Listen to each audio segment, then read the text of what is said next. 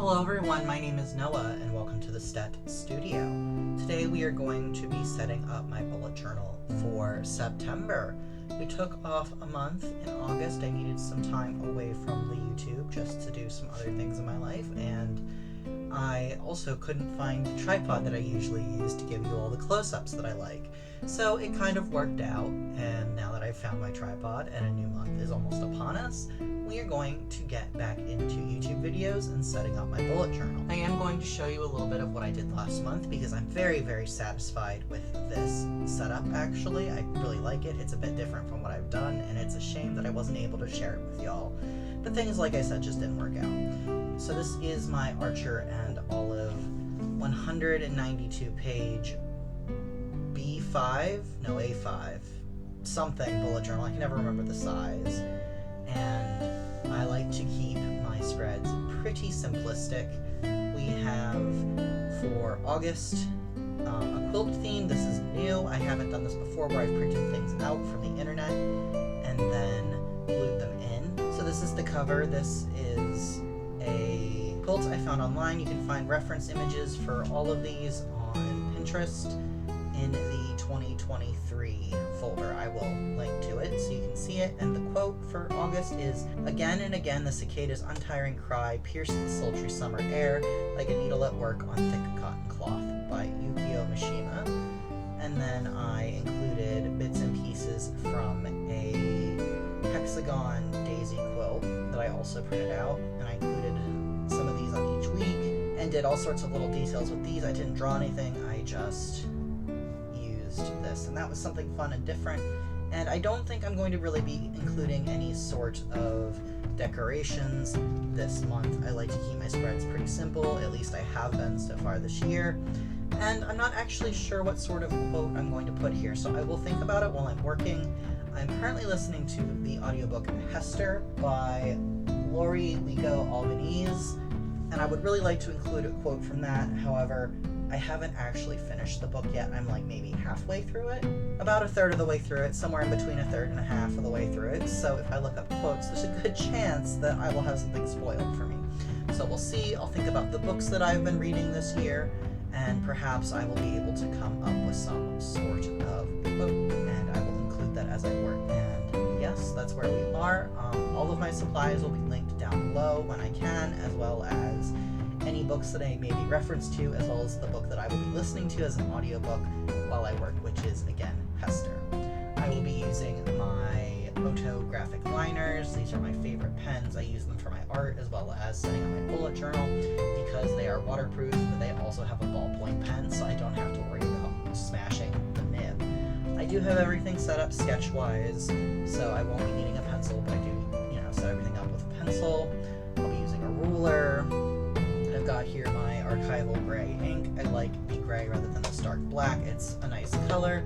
I've got my date stamper, which I absolutely love, and I have my alphabet stamps. And I do have some coffee stain paper, which I haven't gotten out because I'm not sure if I'll be using it, but I might, so we'll see. I'm going to bring you down now that I've found my small tripod, and we're going to get started.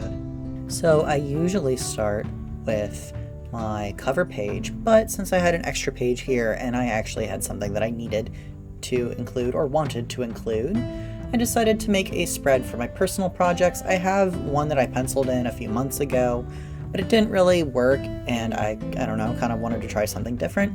So this is a spread that is a sort of Alistair rolling weekly but not weekly spread. I have sections for planned, materials, started, completed, and then start date and end date, which rather than being checked off, those will be the actual dates. And then of course we have the word project, so I can describe the project. And then I thought it would be nice to include a section for is it gifted, because a lot of the things I make I end up gifting. So I thought that'd be fun to keep track of, to see like percentage wise how many things I gift.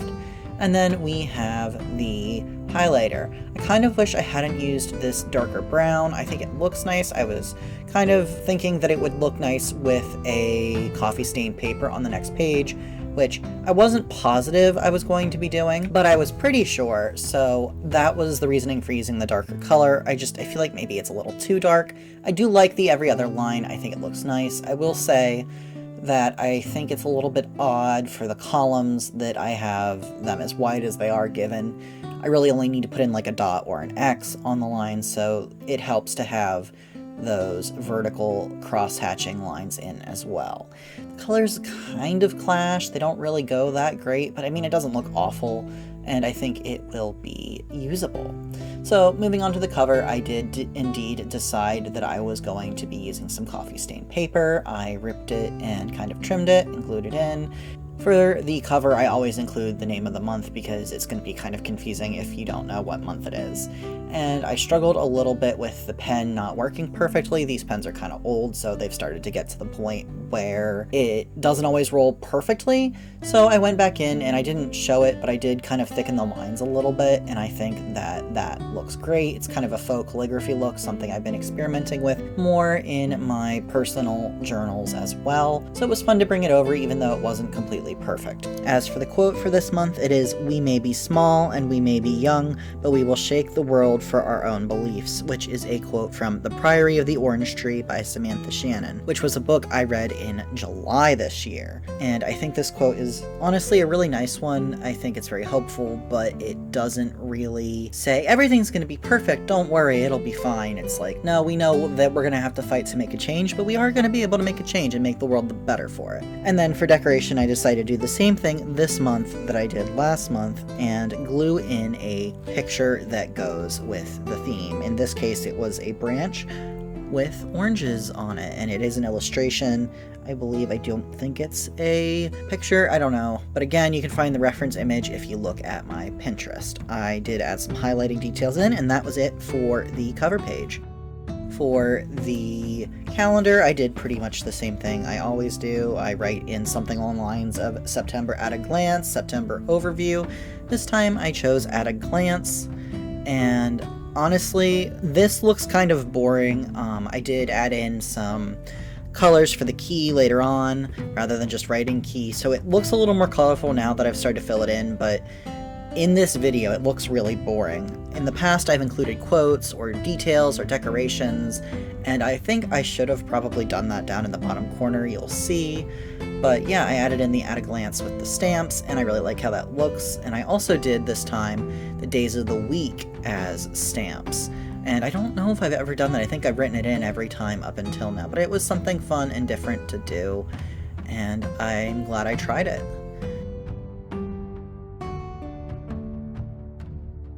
And I added the key in again. This is a relatively new addition for me, but I do like it and I think it's helpful to organize the spread. The next spread is the September monthly tasks. This is again something I do every month, and it helps me keep track of things for my business, like publishing these YouTube videos, posting reels, photos, how often do I write, do I have my newsletters planned out, have they been published, all sorts of stuff like that that I could put every week, and I do often write it in as a task that needs to be done, but it's nice to have one page that shows all of the deadlines, and I kind of have this spread down to a science, so to speak. I do it the same way every month. There's a lot of stuff that I do for my bullet journal that I do every month, and it's starting to feel like it might be getting a little stale, but for now it still works.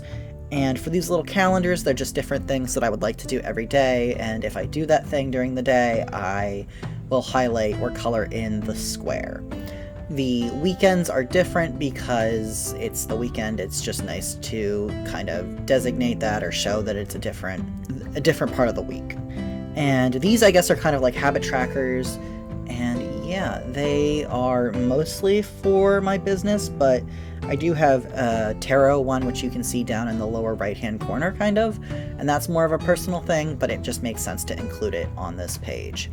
The titles I stamped in, and I always feel like when I'm doing this, it is such a pain in the butt to stamp in all of these titles, but honestly, I love the way it looks. I love my alphabet stamps, so I just try to kind of, force my way through it and, get it over with, and it's worth it in the end.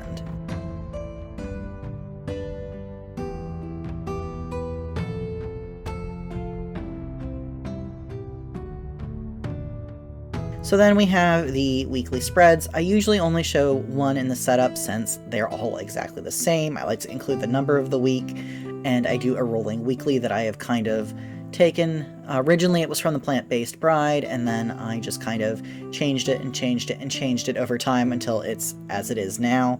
I include the task list, days of the week, and then underneath I actually have a little teeny tiny weekly calendar, which is nice to have for if there's some sort of event or meeting or appointment that I need to keep on a specific day.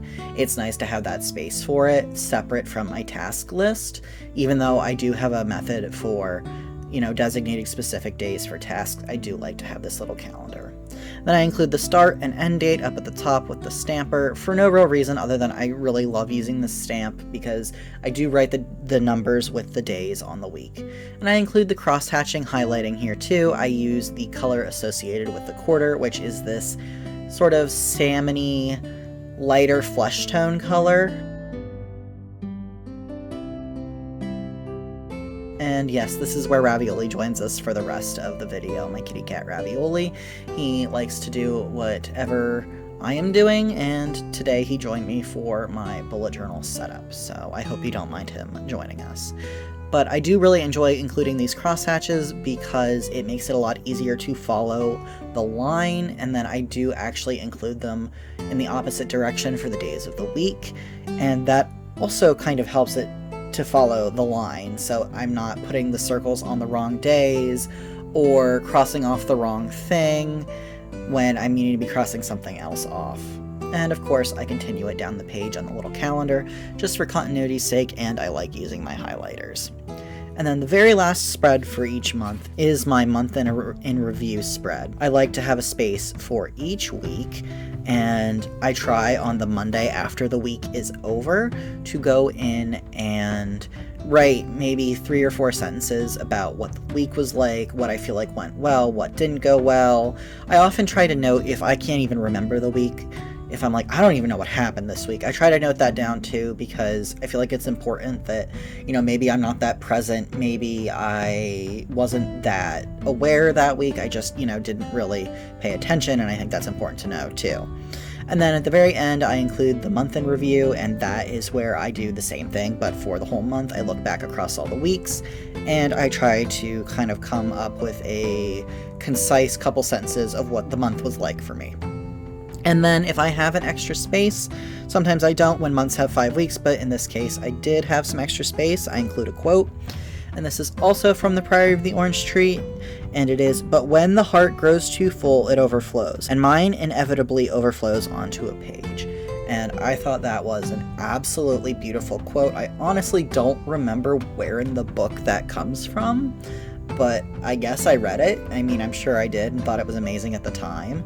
But yeah, it's a beautiful quote. I wish I could remember who said it within the book. And yeah, I go back and highlight the little week numbers and the month in review, just like I said, because I love using my highlighters, and it's just a fun way to tie all the spreads together.